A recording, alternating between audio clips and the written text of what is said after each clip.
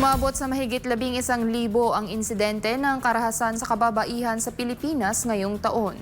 Kaugnay dito, ipinahayag ng Philippine Commission on Women na nananatiling isang global pandemic ang violence against women. Si Creslin Catarong magbabalita. Ginunita nitong Nobyembre 25 ang 18-day campaign to End Violence Against Women o VOW. Ang kampanyang ito ay nananawagan ng pagkakaisa ng lahat ng kasarian at sektor ng lipunan para tuluyang wakasan ang anumang anyo ng karahasan sa mga kababaihan. Kaugnay ng nasabing kampanya, iniulat ng Philippine National Police na mula Enero 1 hanggang Nobyembre 30 ngayong 2024, may kabuang mahigit 11,600 ang naitalang insidente ng karahasan sa kababaihan sa bansa. Sinabi ni Police Lieutenant Colonel Andrea Abella, Officer in Charge ng Anti-Violence Against Women and Children Division, PNP Women and Children Protection Center, na mula sa bilang na ito, nasa lagpas 11,500 ang na-clear na, kung saan mahigit 7,000 dito ay nalutas na at mahigit 100 ang iniimbestigahan pa. So when we say cleared, at least one of the suspects is identified and a case has been filed, while when the suspect is arrested, case has been filed, then it's considered solved. So yung cleared po is including na po doon, kasama na po doon yung solved. Inihayag naman ng Philippine Commission on Women Chairperson na si Ermelita Vallavilla na ang karahasan laban sa kababaihan ay nananatiling isang global pandemic. Ito ay nakaapekto sa tinatayang mahigit 600 milyong individual sa buong mundo. Sa 2022 National Demographic and Health Survey na isinagawa ng Philippine Statistics Authority, halos 1 sa 5 kababaihang Pilipino ang nakaranas ng karahasang emosyonal, pisikal at sexual sa kamay ng kanilang kasalukuyan o pinakahuling intimate partner. The men they love and who vowed to protect them have become women's primary source of fear.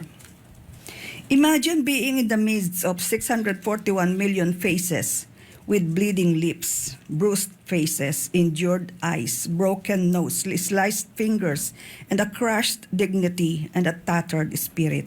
Imagine that. Inilahad naman ni Department of Social Welfare and Development Assistant Secretary Attorney Elaine Fallarcuna na patuloy silang nag-aayos ng mga inisyatibo at nagtatag ng mas malakas na mga sistema upang maprotektahan ang mga karapatan at dignidad ng mga kababaihan at kanilang mga anak. Sa pamamagitan ito, ng mga pinagkaisang pagsisikap ng mga miyembro ng interagency, kapwa mula sa pambansa, regional at lokal na antas. Kabilang sa mga hakbang ng ahensya ang pagtatatag ng Barangay Violence Against Women Desks sa halos 40,000 mga barangay sa buong bansa na nagsisilbing unang responders sa mga kaso ng pang-aabuso.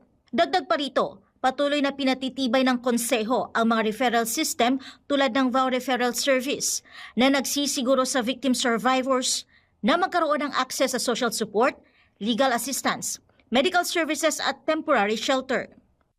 Our programs and services include counseling services for the rehabilitation of perpetrators of domestic violence. This community-based intervention targets male perpetrators of domestic violence, offering counseling sessions aimed at transforming abusive behavior and breaking the cycle of violence.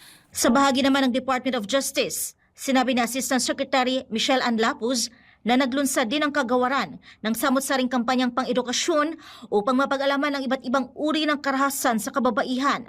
Una ay ang premiere ng Bawal ang Bastos video kung saan binigyang diin ang pangako ng kagawaran sa ganap na pagpapatupad ng Safe Spaces Act.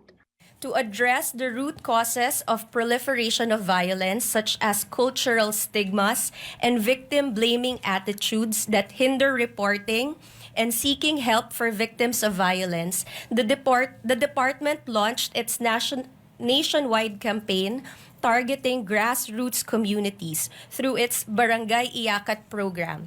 Mga kapitbahay, talagang, di ba, marites, ano? So, yung mga marites, siguro i-positivize natin na sa halip na pag-usapan lang nila yung kanilang mga sariling opinion, tingnan din nila ano yung mga factors na nagpapalala doon sa dynamics ng mag-asawa. Kasi meron po talaga mga drivers of violence, kagaya nga nung mga paglalasing, mga pagsusugal, yung wala laging pera, pinagkagawan ang pera, yung mga pagdidisiplina sa mga anak. So, Para sa Diyos at sa Pilipinas kong mahal, Creseline Catarong, SMNI News.